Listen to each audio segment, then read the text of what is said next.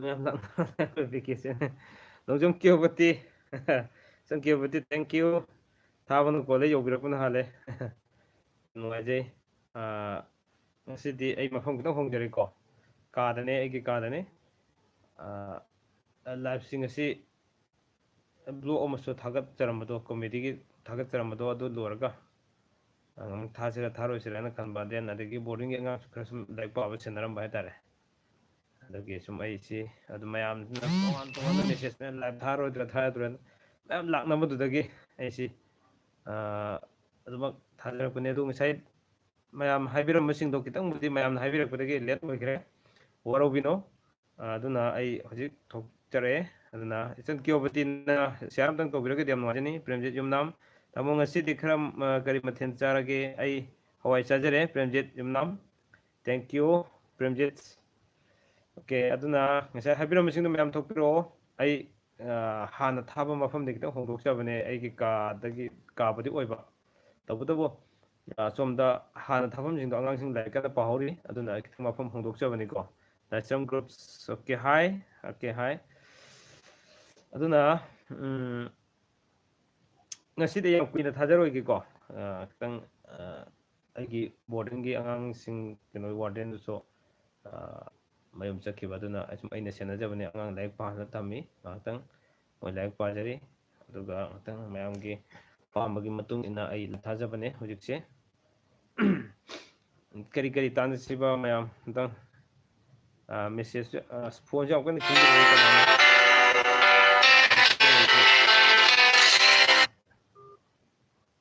ꯑꯗꯨꯅ ꯂꯥꯏꯚ ꯊꯥꯕꯤꯔꯛꯑꯣꯅ ꯍꯥꯏꯕꯒꯤ ꯇꯧꯔꯤꯔꯥ ꯀꯩꯅꯣꯁꯨ ꯈꯪꯗ꯭ꯔꯦ ꯂꯥꯏꯁ꯭ꯔꯝ ꯁꯨꯕꯥꯁꯅꯤ ꯌꯥꯝ ꯐꯖꯩ ꯕꯂꯥꯁꯦꯗ ꯀꯩ ꯃꯊꯦꯜ ꯆꯥꯕꯤꯔꯒꯦ ꯐꯖꯩ ꯕꯂꯥꯁꯦ ꯑꯩ ꯍꯋꯥꯏ ꯆꯥꯖꯔꯦ ꯍꯋꯥꯏ ꯃꯨꯛꯁꯣꯔꯤ ꯊꯣꯡꯖꯔꯦ ꯉꯁꯤꯗꯤ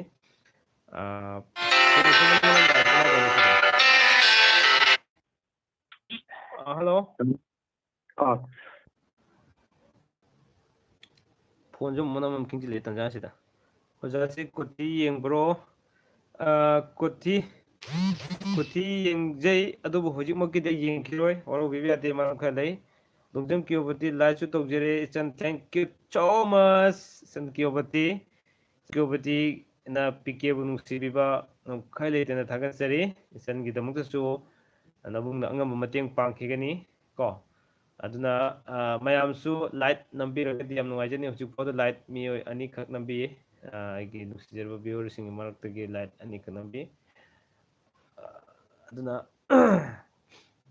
ꯌꯥꯝ ꯀꯨꯏꯅ ꯑꯣꯀꯦ ꯂꯥꯏꯁ꯭ꯔꯝ ꯒ꯭ꯔꯨꯞꯇ ꯃꯦꯁꯦꯖ ꯑꯃ ꯂꯩꯕꯤꯔꯝꯃꯤꯀꯣ ꯌꯥꯝ ꯐꯖꯩ ꯕꯂꯥꯁꯦ ꯐꯥꯎꯗ ꯑꯩ ꯍꯋꯥꯏ ꯆꯥꯖꯔꯦ ꯍꯥꯏꯔꯦ ꯉꯔꯥꯡꯒꯤ ꯑꯩꯒꯤꯗꯣ ꯑꯩꯅ ꯐ꯭ꯔꯥꯏꯗꯦꯅꯦ ꯅꯨꯄꯤꯅ ꯇ꯭ꯋꯤꯁꯗꯦꯅꯦ ꯁꯤꯕꯨ ꯐꯕ꯭ꯔꯣ ꯐꯠꯇꯕ꯭ꯔꯣ ꯐ꯭ꯔꯥꯏꯗꯦ ꯁꯦꯇꯔꯗꯦ ꯁꯟꯗꯦ ꯃꯟꯗꯦ ꯇ꯭ꯋꯤꯁꯗꯦ ꯐ꯭ꯔꯥꯏꯗꯦ ꯁꯦꯇꯔꯗꯦ ꯁꯟꯗꯦ ꯃꯟꯗꯦ ꯇ꯭ꯋꯤꯁꯗꯦ ꯐꯠꯇꯦ ꯆꯐꯨ ꯉꯥꯛꯇ ꯇꯥꯏ ꯀꯣ ꯂꯥꯏꯁ꯭ꯔꯝ ꯒ꯭ꯔꯨꯞꯀꯤꯗꯣ ꯆꯐꯨ ꯏꯋꯥꯟꯒꯤꯗꯣ ꯑꯩꯒꯤꯗꯣ ꯑꯃꯨꯛꯇ ꯍꯥꯏꯕꯤꯔꯛꯑꯣ ꯑꯩꯒꯤꯅ ꯐ꯭ꯔꯥꯏꯗꯦ ꯅꯨꯄꯤꯒꯤꯅ ꯇ꯭ꯋꯤꯁꯗꯦ ꯑꯩ ꯍꯥꯏꯖꯔꯕꯅꯦ ꯆꯐꯨ ꯉꯥꯛꯇ ꯇꯥꯏ ꯑꯐꯕ ꯑꯣꯏꯗꯦ ꯂꯥꯏꯁ꯭ꯔꯝ ꯒ꯭ꯔꯨꯞ ꯑꯣꯀꯦ ꯃꯌꯥꯝꯒ ꯁꯨꯃꯥꯏꯅ ꯉꯥꯏꯍꯥꯛ ꯍꯧꯖꯤꯛꯐꯥꯎꯗ ꯂꯥꯏꯠ ꯃꯔꯤ ꯇꯧꯕꯤꯔꯦ ꯊꯦꯡꯀ꯭ꯌꯨ ꯁꯣ ꯃꯆ ꯂꯥꯏꯠ ꯇꯧꯕꯤꯔꯛꯄꯁꯤꯡ ꯑꯗꯨꯒ ꯑꯇꯩꯗꯤ ꯂꯥꯏꯠ ꯇꯧꯕꯤꯔꯛꯄ ꯆꯥꯡ ꯈꯤꯇꯪ ꯅꯦꯝꯕꯒꯤ ꯏꯃꯦꯖ ꯑꯃ ꯇꯥꯏ ꯑꯗꯨꯕꯨ ꯑꯦꯅꯤꯋꯦ ꯇꯧꯕꯤꯔꯛꯈꯤꯒꯅꯤ ꯌꯥꯝ ꯀꯨꯏꯅꯁꯨ ꯊꯥꯖꯔꯣꯏꯀꯣ ꯉꯁꯤꯗꯤ ꯂꯥꯏꯠ 5 ꯁꯨꯔꯦ ꯊꯦꯡꯀ꯭ꯌꯨ ꯁꯣ ꯃꯆ ꯀꯅꯥ ꯂꯥꯏꯠ ꯇꯧꯕꯤꯔꯤꯁꯤꯡꯁꯤ ꯌꯥꯝ ꯅꯨꯡꯉꯥꯏꯖꯩ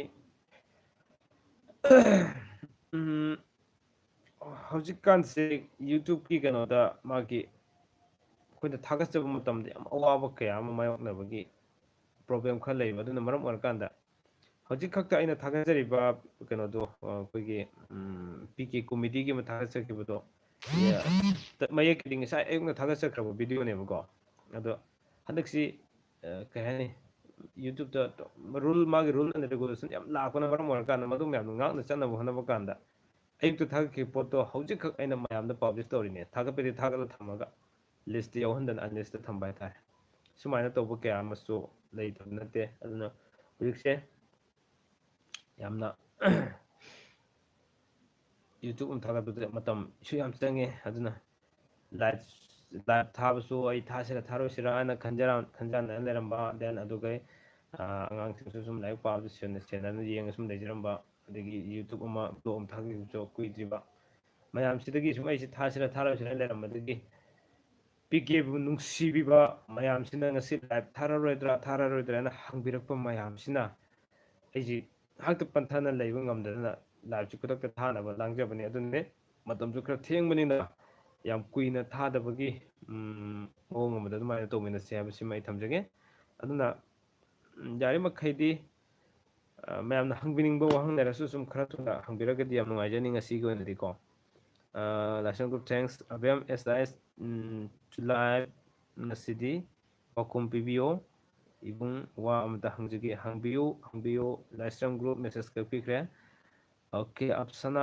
ꯃꯤꯔꯥꯖ ꯑꯩꯒꯤ ꯃꯟꯗꯦ ꯅꯨꯄꯤꯒꯤ ꯁꯟꯗꯦ, ꯅꯨꯄꯤ ꯑꯃꯗꯣ ꯑꯐꯕ ꯑꯣꯏꯗꯦ ꯈꯥꯕꯩ ꯇꯥꯏ꯫ ꯑꯗꯨꯒ ꯊꯤꯉꯨꯖꯝ ꯄ꯭ꯔꯤꯇꯤ ꯑꯩꯒꯤ ꯅꯨꯄꯥꯁꯨ ꯃꯟꯗꯦꯅꯤ ꯏꯁꯥꯁꯨ ꯃꯟꯗꯦ ꯀꯔꯤ ꯀꯥꯏꯒꯦ? ꯑꯩꯒꯤ ꯅꯨꯄꯥ ꯆꯐꯨ ꯉꯥꯛꯇ ꯇꯥꯏ ꯑꯐꯕ ꯑꯣꯏꯗꯦ ꯄ꯭ꯔꯤꯇꯤ, ꯅꯤꯡꯉꯝꯗꯕ ꯂꯩꯒꯅꯤ꯫ Wish you and your family a very happy new year Lifestream Group. Same to you and thank you so much Lifestream Groups. ꯌꯥꯝ ꯄꯨꯛꯅꯤꯡꯗ ꯍꯔꯥꯎꯖꯕ ꯑꯃ ꯐꯥꯎꯖꯩ ꯋꯤꯁ ꯄꯤꯕꯤꯔꯛꯄ, ꯑꯗꯨꯒ ꯂꯥꯏꯁ꯭ꯔꯝ ꯒ꯭ꯔꯨꯞꯄꯨꯁꯨ ꯑꯗꯣꯝꯒꯤ ꯏꯃꯨꯡ ꯃꯅꯨꯡ ꯑꯃꯗꯤ ꯃꯇꯝ ꯈꯨꯗꯤꯡꯃꯛꯇ ꯆꯍꯤꯁꯤꯒꯤ ꯑꯣꯏꯅ ꯍꯔꯥꯎꯕ ꯅꯨꯡꯉꯥꯏꯖꯕ ꯃꯤꯀꯨꯞꯇꯃꯛ ꯑꯣꯏꯕ ꯉꯝꯕꯤꯌꯨ ꯍꯥꯏꯕꯁꯤ ꯊꯝꯖꯒꯦ꯫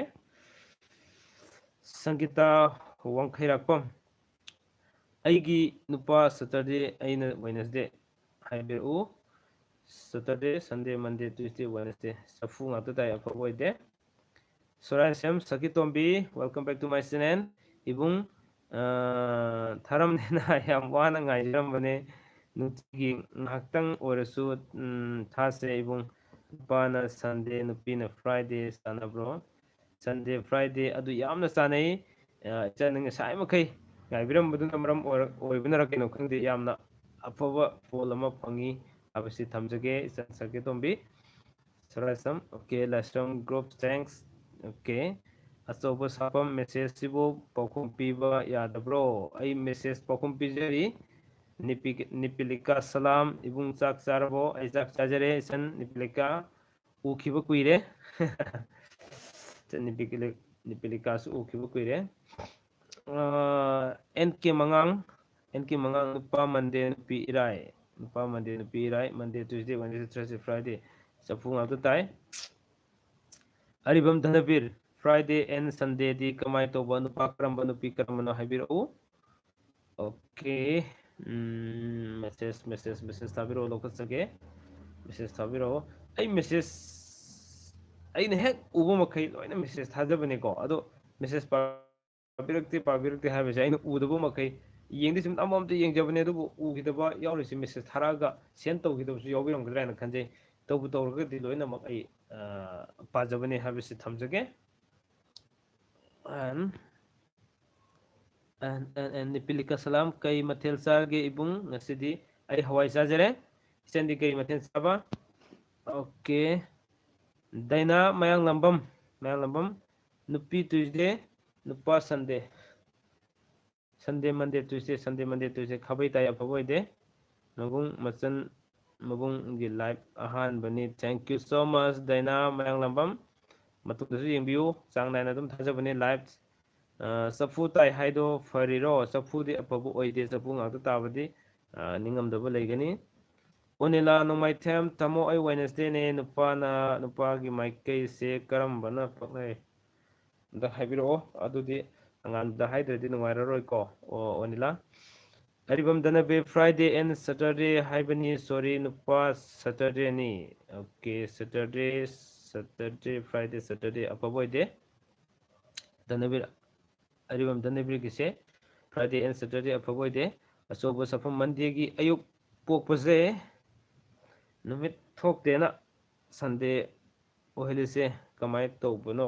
ꯑꯣꯀꯦ ꯅꯨꯃꯤꯠ ꯊꯣꯛꯇ꯭ꯔꯤ ꯃꯈꯩꯗꯤ ꯃꯃꯥꯡꯒꯤ ꯅꯨꯃꯤꯠꯇꯨꯗ ꯂꯧꯅꯩ, ꯁꯤ ꯆꯠꯅꯕꯤ ꯑꯣꯏꯅ ꯁꯨꯝ ꯂꯩ꯫ ꯑꯗꯨꯒ ꯇꯥꯔꯤꯛꯇꯅ ꯅꯣꯡꯉꯥꯟꯕꯒꯤ ꯇꯥꯔꯤꯛꯇ ꯂꯧꯋꯤ, ꯑꯗꯨꯃꯥꯏꯅ ꯇꯧꯅꯩ ꯀꯣ꯫ ꯄꯨꯈ꯭ꯔꯝꯕꯝ ꯕꯣꯕꯤ ꯁꯤꯡ ꯅꯨꯄꯥ ꯁꯟꯗꯦ ꯅꯨꯄꯤ ꯏꯔꯥꯏ ꯑꯣꯏꯕꯁꯤꯗ ꯆꯥꯅꯕ ꯄꯛꯅꯕ ꯌꯥꯕꯒꯤ ꯀꯟꯗꯤꯁꯟ ꯂꯩꯕ ꯈꯔ ꯇꯥꯛꯄꯤꯌꯨ꯫ nupa Sunday nupi irai adudi yam paknaina Pukramam Bobby Singh yam paknai adudi Nipilika Salam aigi kangsoi ina pamjaba mathelni adudi bung okay thank you okay arubam thoibi nupa thangja nupi and jumja ke sa nupi na yumja ke sa ko nupa na thangja nupi na yumja ke sa thangja na majing thuwa na bo yumja chapu ngak tai ngsi chapu na khara namna lai aribam dana bir kaigi afabo oidrino chapu ngak ngani hana khanjai khabai gi oigibra dum ai bab ojadre mamangi yaukibdo kawre lokesuri elangbam ai ngahan gido sogre sar iraiga ningthau kabaga oigedabane simataga habiro chanaba paknaba irai na karam kanagino ningthau kabana kanagino habido mayek singna habiro laisram luwang aigina Wednesday aigi nupina Thursday yamna afaba oi yambugi live se ngasina ahanbane brother okay live mamangi live yam video live ni adum yengbiyo kanaba yam yawbane okay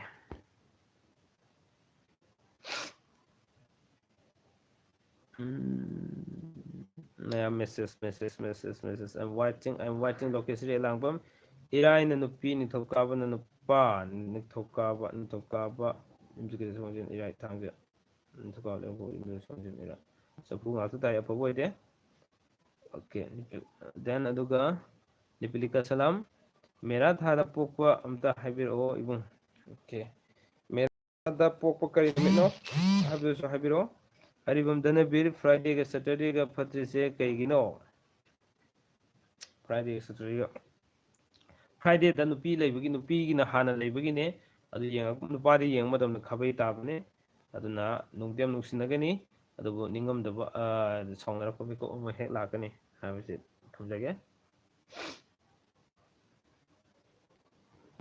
okay mayam enke mangang nupa Monday ga nupi Friday ga gase paknade fatte haradi kamai tawni habadi Monday Tuesday Wednesday Thursday Friday chapu ngak tai habane chapu ngak ta bai fatte hajabani adu tawbugi keno dudi kari tawni habdudi kona tapna gi WhatsApp ta thabiro adu hainarase habise thamjage warau biate enke mangang person haibia haina ya bu ya dabra di yengse ko hi kaka okay Maxina Hisnam welcome back to my channel ai lae okay taram noksari nipit Thursday mera sidi yamna faba matamni mera thada pokpa singse ayambana social minded khara demak chengani mayamgi awa na khara ugangani habise mathamjage Thursday da pokpa sisu afaba badam oi aduga paisa se kutta paisa hangdana khara kitang wa sigi makai dor jai tare ko kutta khara dem nap leba admai to bane habise thamjage Nipilika Salam thangja oidoira nupina mandi sanaba oigedra kaina hai sub question ji chan angong ki question se 4:30 se numit thokriba mam sumam sub tori bo orgadi koina madu thangja singani ko Pukum sing punga taba oirasu afaba oinaba samdokpa yanaba kari condition lege madu mati personal oina kari tanaba yabage hadu rasidu si yenga yengisi program bam Bobby Singh rasisu yengum changi adu hujuma di yadre angan madi yengsi ka number am piro Maxina Islam okay aigi number harke yargadi nate ekta yaram dai bije ke harage 700 59 833 96 once again 700 59 833 96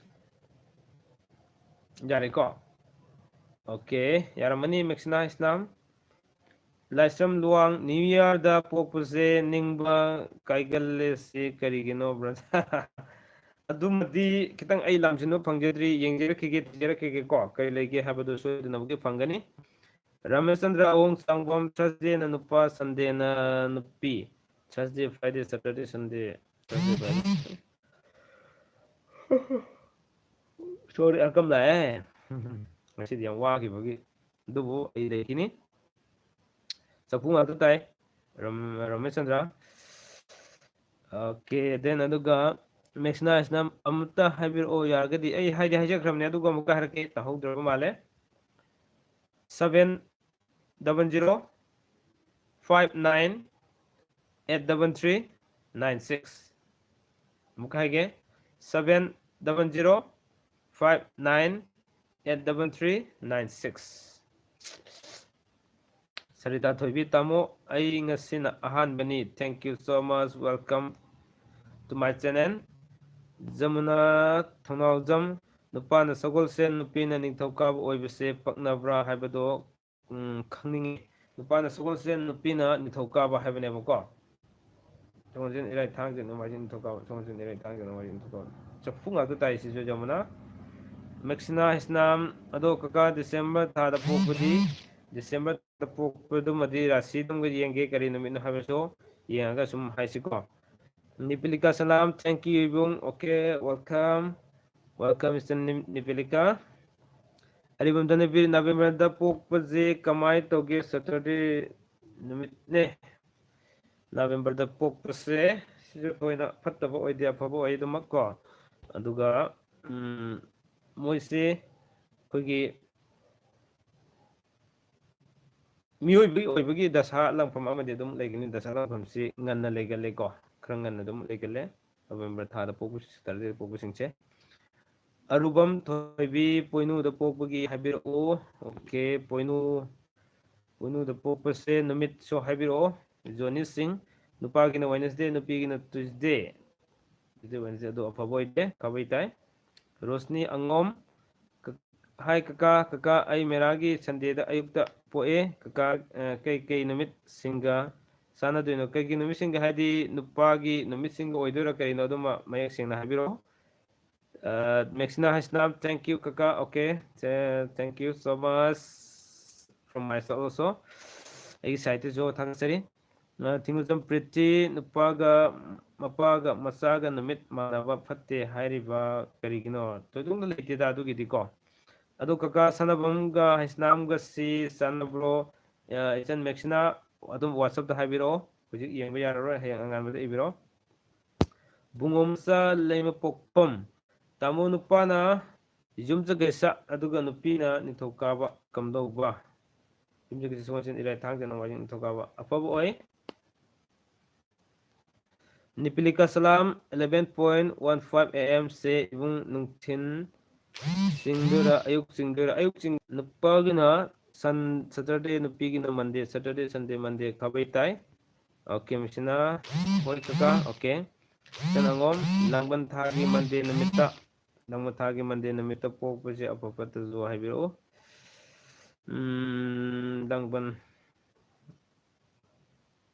ꯂꯥꯡꯕꯟ ꯊꯥꯗ ꯄꯣꯛꯄ ꯃꯤꯁꯨ ꯁꯨꯝ social minded ꯈꯔ ꯆꯦꯟꯒꯅꯤꯀꯣ ꯃꯦꯛꯁꯤꯅꯥ ꯏꯁꯂꯥꯝ ꯀꯃꯥꯏꯅ ꯇꯧꯒꯦ okay ꯀꯀꯥ ꯀꯔꯝꯕꯅꯣ ꯀꯃꯥꯏꯅ ꯇꯧꯒꯦ ꯍꯥꯏꯁꯦ ꯃꯦꯛꯁꯤꯅꯥ ꯁꯔꯤꯇꯥ ꯊꯣꯏꯕꯤ ꯇꯥꯃꯣ ꯅꯨꯄꯥꯅ ꯇꯨꯏꯁꯗꯦ ꯑꯗꯨꯒ ꯅꯨꯄꯤꯅ ꯁꯦꯇꯔꯗꯦ ꯇꯨꯏꯁꯗꯦ ꯋꯦꯅꯁꯗꯦ ꯊꯔꯁꯗꯦ ꯐ꯭ꯔꯥꯏꯗꯦ ꯁꯦꯇꯔꯗꯦ ꯇꯨꯏꯁꯗꯦ ꯋꯦꯅꯁꯗꯦ ꯊꯔꯁꯗꯦ ꯐ꯭ꯔꯥꯏꯗꯦ ꯁꯦꯇꯔꯗꯦ ꯆꯐꯨ ꯉꯥꯛꯇ ꯇꯥꯏ ꯑꯐꯕ ꯑꯣꯏꯗꯦ ꯅꯥꯎꯕꯣꯏ ꯂꯩꯄ꯭ꯔꯥꯛꯐꯝ ꯇꯧꯗꯥꯝ ꯍꯥꯏ ꯕ꯭ꯔꯗꯔ ꯀꯩ ꯃꯊꯦꯜ ꯆꯥꯒꯦ ꯑꯩ ꯍꯋꯥꯏ ꯆꯥꯖꯔꯦ ꯏꯅꯥꯎꯗꯤ ꯀꯔꯤ ꯃꯊꯦꯜ ꯆꯥꯔꯒꯦ ꯂꯤꯡꯖꯦꯜ ꯃꯨꯊꯣꯝ ꯅꯨꯄꯤꯅ ꯋꯦꯅꯁꯗꯦ ꯅꯨꯄꯥꯅ ꯐ꯭ꯔꯥꯏꯗꯦ ꯁꯦꯇꯔꯗꯦ ꯁꯟꯗꯦ ꯃꯟꯗꯦ ꯇ꯭ꯌꯨꯁꯗꯦ ꯋꯦꯅꯁꯗꯦ ꯑꯐꯕ ꯑꯣꯏ ꯃꯦꯛꯁꯤꯅꯥ ꯏꯁꯂꯥꯝ ꯑꯗꯣ ꯀꯀꯥ ꯅꯨꯄꯥꯒꯤꯅ ꯐ꯭ꯔꯥꯏꯗꯦꯅꯤ ꯑꯦꯟ ꯊꯔꯁꯗꯦ ꯁꯤꯗꯤ ꯅꯨꯄꯥꯅ ꯐ꯭ꯔꯥꯏꯗꯦ ꯅꯨꯄꯤꯅ ꯊꯔꯁꯗꯦ ꯑꯗꯣ ꯑꯐꯕ ꯑꯣꯏꯗꯦ ꯀꯣ ꯃꯦꯛꯁꯤꯅꯥ ꯍꯩꯁꯅꯥꯝ ꯖꯃꯨꯅꯥ ꯊꯧꯅꯥꯎꯖꯝ ꯖꯨꯟ ꯊꯥꯗ ꯄꯣꯛꯄꯁꯦ ꯃꯁꯤꯒꯤ ꯃꯔꯝꯗ ꯈꯪꯅꯤꯡꯉꯤ ꯀꯔꯤ ꯅꯨꯃꯤꯠ ꯄꯣꯛꯄꯒꯦ ꯖꯃꯨꯅꯥ ꯑꯗꯨꯃꯁꯨ ꯍꯥꯏꯕꯤꯔꯛꯑꯣ ꯖꯨꯟ ꯊꯥꯗ ꯄꯣꯛꯄꯁꯤꯀꯣ ꯖꯨꯟ ꯊꯥꯒꯤꯗꯤ ꯈꯤꯇꯪ ꯌꯦꯡꯗꯕ ꯑꯃ ꯌꯥꯔꯔꯣꯏ ꯑꯩꯅ ꯈꯤꯇꯪ ꯕꯥꯏꯍꯥꯠ ꯇꯧꯔꯝꯕꯁꯤꯡꯗꯨꯅꯦ ꯑꯩꯅ ꯍꯥꯏꯖꯔꯤꯁꯤꯅ ꯄꯨꯝꯅꯃꯛ ꯂꯥꯏꯔꯤꯛꯇꯨ ꯂꯣꯏꯅ ꯌꯦꯡꯉꯒꯗꯤ ꯐꯒꯅꯤꯀꯣ ꯍꯧꯖꯤꯛ ꯅꯨꯃꯤꯗꯥꯡꯗ ꯌꯦꯡꯕ ꯌꯥꯔꯣꯏ ꯀꯣꯕꯤ ꯆꯥꯏꯌꯦ ꯕ꯭ꯔꯗꯔ ꯑꯣꯀꯦ ꯊꯦꯡꯛ ꯌꯨ ꯕꯨꯡꯉꯣ ꯃꯆꯥ ꯂꯩꯄꯣꯛꯐꯝ ꯊꯋꯥꯜ ꯊꯥꯗ ꯄꯣꯛꯄꯁꯤ ꯊꯋꯥꯜꯁꯤ ꯀꯝꯗꯧꯕꯒꯦ ꯇꯥꯃꯣ ꯊꯋꯥꯜꯒꯤꯗꯨꯁꯨ ꯑꯃꯨꯛꯇꯪ ꯌꯦꯡꯕ ꯑꯃ ꯆꯪꯉꯦ ꯀꯥꯎꯔꯦꯀꯣ WhatsApp ꯇꯧꯗꯪ ꯊꯥꯕꯤꯔꯛꯑꯣ.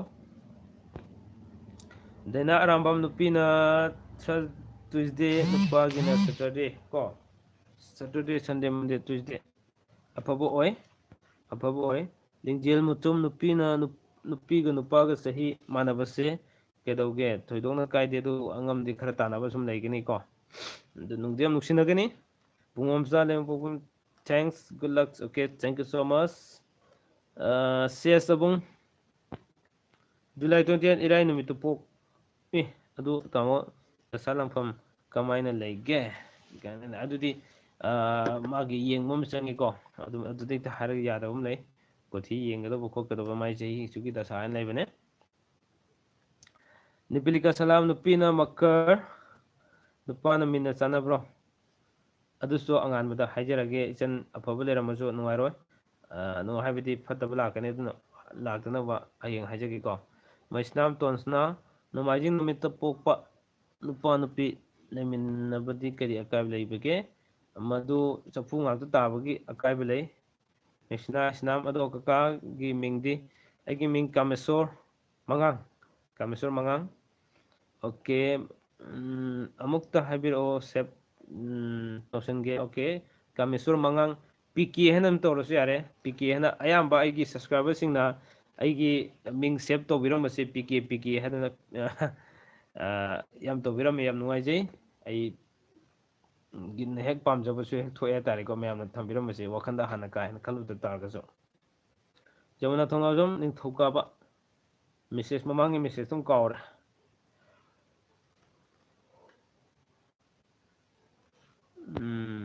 ꯀꯥꯏ ꯂꯩꯈ꯭ꯔꯦ? ꯗꯩꯅꯥ ꯑꯔꯥꯝꯕꯝ, ꯑꯣꯛꯇꯣꯕꯔ ꯊꯥꯒꯤ ꯇ꯭ꯌꯨꯁꯗꯦ ꯑꯝꯇ ꯍꯥꯏꯕꯤꯔꯛꯑꯣ ꯀꯀꯥ. ꯑꯣꯛꯇꯣꯕꯔ ꯊꯥꯒꯤ ꯇ꯭ꯌꯨꯁꯗꯦ, ꯑꯣꯛꯇꯣꯕꯔ ꯊꯥꯒꯤ ꯇ꯭ꯌꯨꯁꯗꯦ. ꯇ꯭ꯌꯨꯁꯗꯦꯁꯦ ꯇ꯭ꯌꯨꯁꯗꯦ, ꯁꯟꯗꯦ, ꯃꯟꯗꯦ, ꯇ꯭ꯌꯨꯁꯗꯦ, ꯁꯟꯗꯦ, ꯃꯟꯗꯦ, ꯇ꯭ꯌꯨꯁꯗꯦ, ꯁꯟꯗꯦ. ꯇ꯭ꯌꯨꯁꯗꯦ ꯄꯣꯛꯄꯁꯤꯁꯨ ꯑꯋꯥꯕꯗꯤ ꯈꯔ ꯇꯥꯒꯟꯕꯅꯤꯀꯣ. ꯍꯩꯗꯥ ꯊꯣꯏꯕꯤ, ꯇꯥꯃꯣ ꯅꯨꯄꯥꯅ ꯁꯟꯗꯦ ꯑꯗꯨꯒ ꯅꯨꯄꯤꯅ ꯁꯦꯇꯔꯗꯦ. ꯁꯦꯇꯔꯗꯦ ꯑꯐꯕ ꯑꯣꯏꯗꯦ. ꯑꯐꯕ ꯑꯣꯏꯗꯦ. ꯁꯔꯤꯇꯥ ꯊꯣꯏꯕꯤ, ꯑꯦꯟ ꯀꯦ ꯃꯉꯥꯡ, ꯅꯨꯄꯥꯅ ꯆꯍꯤ ꯑꯃ ꯍꯜꯂꯦ. ꯀꯃꯥꯏꯅ ꯇꯧꯅꯤ ꯌꯨꯝꯕꯥꯜꯁꯦ? ꯑꯗꯨꯃꯛꯁꯨ ꯑꯗꯨꯃꯥꯏꯅ ꯈꯛ ꯍꯦꯛꯇ ꯍꯥꯏꯕꯁꯨ ꯌꯥꯗꯕ ꯂꯩꯀꯣ. ꯂꯤꯡꯖꯦꯜ ꯃꯨꯇꯨꯝ ꯅꯨꯄꯤꯗꯨꯅ ꯃꯥꯒꯤ ꯃꯄꯨꯔꯣꯏꯕꯗ ꯃꯤꯡ ꯀꯧꯕꯁꯦ ꯐꯕ꯭ꯔꯣ ꯐꯠꯇꯕ꯭ꯔꯣ? ꯍꯧꯖꯤꯛ ꯍꯥꯟꯅꯗꯤ ꯃꯗꯨ ꯑꯩꯈꯣꯏ ꯊꯥ ꯑꯃ ꯊꯝꯕꯒꯤ ꯋꯥꯅꯤꯀꯣ, ꯊꯣꯏꯗꯣꯛꯅ ꯐꯕ ꯐꯠꯇꯕ ꯍꯥꯏꯅ ꯊꯣꯏꯅ ꯂꯩꯇꯦ. ꯑꯗꯨ ꯃꯤꯡ ꯀꯧꯅꯕ ꯍꯥꯏꯁꯤꯗꯤ ꯏꯔꯦꯡ ꯏꯃꯥꯟꯅꯕꯅꯤ. ꯑꯗꯨ ꯃꯇꯩ ꯃꯅꯥꯎ ꯍꯥꯏꯁꯤ ꯅꯨꯄꯥꯒꯤ ꯃꯈꯥꯗ ꯅꯨꯄꯤ ꯂꯩꯒꯗꯕꯅꯤ, ꯑꯗꯨꯒꯤꯗꯃꯛ ꯃꯤꯡ ꯀꯧꯅꯗꯕꯅꯤ. ꯑꯗꯨꯒꯤ ꯐꯕ ꯐꯠꯇꯕ ꯍꯥꯏꯗꯤ ꯃꯃꯥꯡꯉꯩꯗꯤ ꯐꯠꯇꯦꯒ ꯌꯥꯝ ꯍꯥꯏꯅꯔꯝꯃꯤ, ꯊꯣꯏꯗꯣꯛꯅ ꯂꯩꯇꯦ ꯍꯧꯖꯤꯛꯄꯨꯗꯤꯀꯣ. ꯑꯣꯀꯦ.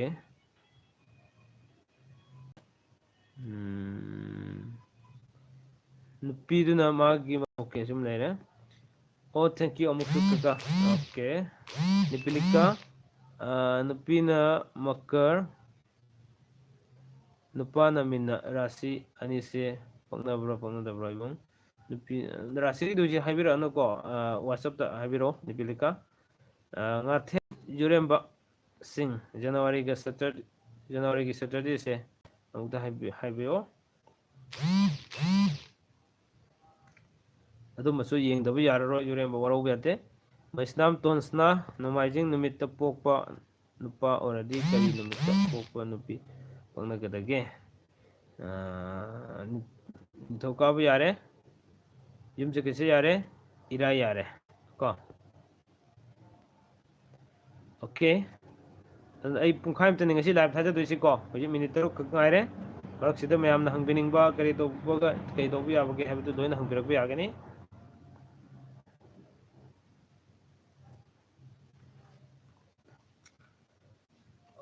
ꯂꯥꯏꯁ꯭ꯔꯝ ꯂꯨꯋꯥꯡ, ꯅꯨꯄꯥꯅ ꯃꯥꯔꯁ ꯊꯥ, ꯅꯨꯄꯤꯅ ꯑꯣꯛꯇꯣꯕꯔ ꯊꯥ.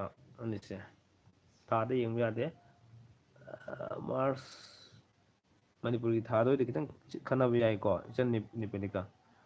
ꯊꯥꯡꯖꯝ ꯄ꯭ꯔꯤꯇꯤ, ꯖꯨꯂꯥꯏ ꯊꯥꯒꯤ ꯃꯟꯗꯦꯒ ꯀꯔꯤ ꯀꯥꯏꯒꯦ? ꯊꯣꯏꯗꯣꯛꯅ ꯑꯀꯥꯏꯕ ꯂꯩꯇꯦ.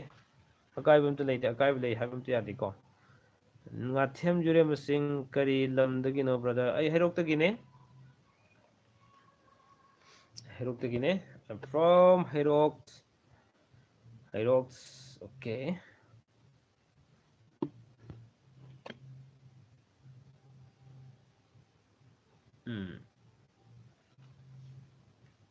for the 25 minutes is completed ꯑꯣꯏꯈ꯭ꯔꯦ ꯑꯗꯨꯅ remaining 5 minutes ꯁꯤꯗ ꯀꯔꯤ ꯀꯔꯤ ꯇꯥꯟꯅꯁꯤꯒꯦ ꯍꯥꯏꯕꯗꯣ ꯑꯗꯨꯝ ꯊꯥꯕꯤꯔꯛꯄ ꯌꯥꯅꯤ ꯇꯥꯃꯣ ꯋꯥꯈꯜꯗꯤ ꯅꯨꯡꯉꯥꯏꯗ ꯃꯔꯝꯗꯤ ꯑꯃꯇꯪ ꯑꯐꯕ ꯑꯣꯏꯗꯦ ꯋꯥꯈꯜꯗꯤ ꯅꯨꯡꯉꯥꯏꯗꯦ ꯃꯔꯝꯗꯤ ꯑꯦꯔꯥ ꯑꯗꯨꯅꯦ ꯍꯦꯛꯇ ꯌꯥꯕ ꯅꯠꯇꯦ ꯑꯐꯕꯒꯤ ꯃꯇꯝ ꯂꯥꯛꯈꯤꯅꯤ ꯗꯦꯟ ꯌꯦꯡꯒꯗꯕꯁꯨ ꯃꯌꯥꯝ ꯂꯩꯔꯤ ꯀꯣ ꯕꯤꯀꯦ ꯏꯟꯐꯣ ꯅꯨꯄꯤꯅ ꯂꯥꯏ ꯇꯥꯕ ꯅꯨꯄꯥꯅ ꯃꯤ ꯇꯥꯕꯁꯦ ꯐꯠꯇꯦ ꯍꯥꯏꯅꯩ ꯃꯁꯤ ꯉꯥꯛꯊꯣꯛꯄ ꯌꯥꯕ꯭ꯔꯥ ꯐꯠꯇꯕꯁꯦ ꯏꯌꯥꯝꯕ ꯌꯥꯏ ꯃꯗꯨ ꯍꯧꯖꯤꯛ ꯍꯥꯏꯕ ꯌꯥꯗꯦ ꯑꯉꯥꯟꯕꯗ ꯀꯔꯤ ꯂꯩꯒꯦ ꯑꯗꯨ ꯇꯥꯟꯅꯁꯤ ꯉꯥꯊꯦꯝ ꯖꯨꯔꯦꯝꯕꯁꯤꯡ ꯅꯝꯕꯔꯗꯣ ꯑꯃꯨꯛꯇꯒ ꯍꯥꯏꯕꯤꯔꯝꯃꯣ ꯉꯥꯊꯦꯝ ꯖꯨꯔꯦꯝꯕꯁꯤꯡ ꯑꯩ ꯍꯥꯏꯖꯔꯛꯀꯦ 700-59-833-96 number once again 96 ꯀꯣ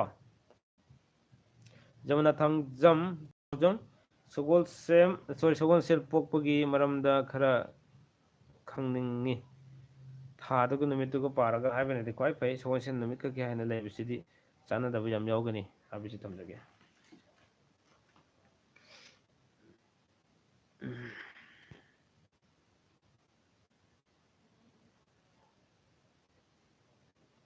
ꯑꯗꯨꯗꯤ ꯃꯌꯥꯝ ꯂꯣꯏꯁꯤꯜꯂꯁꯤꯔꯥ ꯑꯩ ꯉꯁꯤꯗꯤ ꯌꯥꯝ ꯀꯨꯏꯅ ꯂꯥꯏꯚ ꯊꯥꯕ ꯌꯥꯒꯗ꯭ꯔꯦ ꯃꯌꯥꯝ ꯍꯪꯒꯗꯕꯁꯨ ꯑꯌꯥꯝꯕ ꯂꯣꯏꯁꯤꯜꯂꯕ ꯃꯥꯜꯂꯦꯀꯣ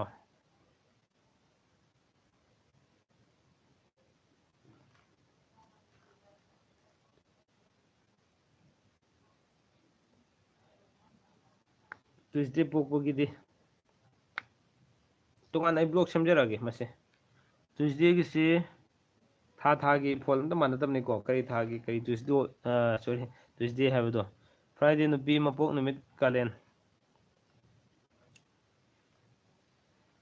ꯊꯣꯏꯅ ꯑꯀꯥꯏꯕ ꯂꯩꯇꯦ ꯑꯐꯕ ꯑꯣꯏ NK ꯃꯉꯥꯡ ꯀꯣ ꯑꯗꯨꯗꯤ ꯂꯥꯏꯚꯁꯤ ꯂꯣꯏꯁꯤꯟꯅꯕ ꯇꯧꯖꯔꯒꯦ ꯉꯁꯤꯒꯤ ꯑꯣꯏꯅꯗꯤ ꯃꯤꯠꯌꯦꯡ ꯇꯥꯕꯤꯈꯤꯕꯁꯤꯡ ꯑꯃꯗꯤ ꯑꯩꯒꯤ ꯂꯥꯏꯚꯄꯨ ꯊꯋꯥꯏ ꯍꯥꯞꯄꯤꯔꯤꯕ ꯈ꯭ꯋꯥꯏ ꯈꯨꯗꯤꯡꯃꯛꯄꯨ ꯉꯝꯈꯩ ꯂꯩꯇꯅ ꯊꯥꯒꯠꯆꯕ ꯐꯣꯡꯗꯣꯛꯆꯔꯤ ꯂꯣꯏꯅꯅ ꯆꯦꯅꯦꯜ ꯑꯁꯤꯕꯨ ꯃꯇꯝ ꯈꯨꯗꯤꯡꯃꯛꯇ ꯂꯥꯏꯛ ꯁꯤꯌꯔ ꯇꯧꯕ ꯀꯥꯎꯕꯤꯒꯅꯨ ꯍꯥꯏꯕꯁꯤ ꯊꯝꯖꯒꯦ ꯕꯨꯡꯉꯣ ꯃꯆꯥ ꯂꯩꯃꯄꯣꯛ ꯌꯨꯝꯁꯥ ꯀꯩꯁꯥ ꯄꯣꯛꯄ ꯊꯥꯅ ꯊꯧꯋꯥꯜ ꯍꯥꯏꯕꯤꯔꯝꯃꯨ ꯇꯥꯃꯣ ꯊꯥꯅ ꯊꯧꯋꯥꯜ ꯊꯣꯏꯅ ꯑꯀꯥꯏꯕ ꯂꯩꯇꯦ ꯑꯐꯕ ꯑꯣꯏ ꯁꯨꯝ ꯀꯣ ꯑꯗꯨꯒ NK ꯃꯉꯥꯡ